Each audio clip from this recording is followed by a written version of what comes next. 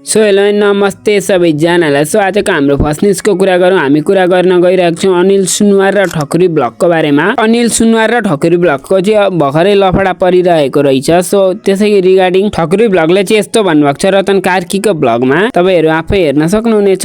कस्तो अलि कमन्डी छ रे मुस्ताङ जाँदाखेरि त्यसलाई त मैले मेरो त्यो डट बाइकमा पछाडि खुट्टा टेक्नु पनि थिएन भाइ। डटे मलाई रेस खेल्दाखेरि खुट्टा टेक्नु मेरो हराएको थियो होइन।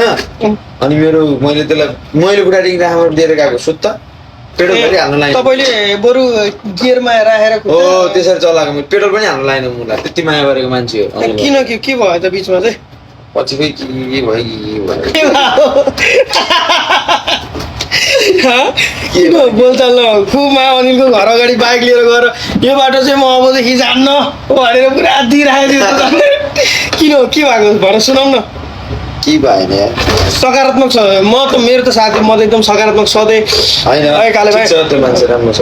मान्छे राम्रो छ हेन्डसम छ राम्रो गर्छ नि भिडियोहरू राम्रो अलिअलि अब बनाएर मिलेन भनौँ है अलिअलि अलिकति अब कस्तो भइदिएको अनिल चाहिँ मान्छे कस्तो छ भन्दाखेरि अलि सोझो खाले लाग्छ कि मलाई चाहिँ मान्छे चाहिँ सोझै छ लास्टै सोझो छ बिचरा। त्यो कस्तो अलिक कमन्डी छ अलिअलि ठाउँमा मलाई चाहिँ त्यस्तो कहिले पनि फिल भएन। पर्सनल्ली चाहिँ मलाई कस्तो लाग्छ भने पढाइ सढाइ छोडेर भ्लग गरेर एउटा हसल गरेको मान्छे चाहिँ हो है। एकदम दुःख गरेको मान्छे चाहिँ हो।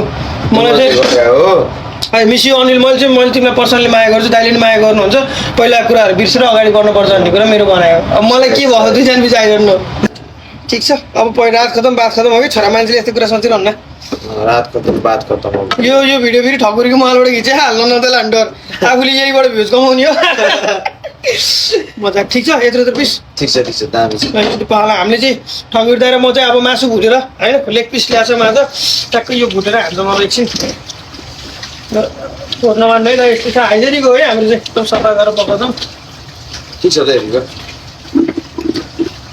तर जे होस् केटाहरूले मलाई पैसा कमाउनु थालेपछि बिर्सियो कि मैले त बिर्साएन कसैलाई है होइन तैँले त मैले कमाएको पनि छैन होइन मैले भन्दिनँ तँलाई है खतरा हो कि बल्ल बल्ल अलिअलि मिहिनेत गरेर तैँले बिर्सिन सिधा मलाई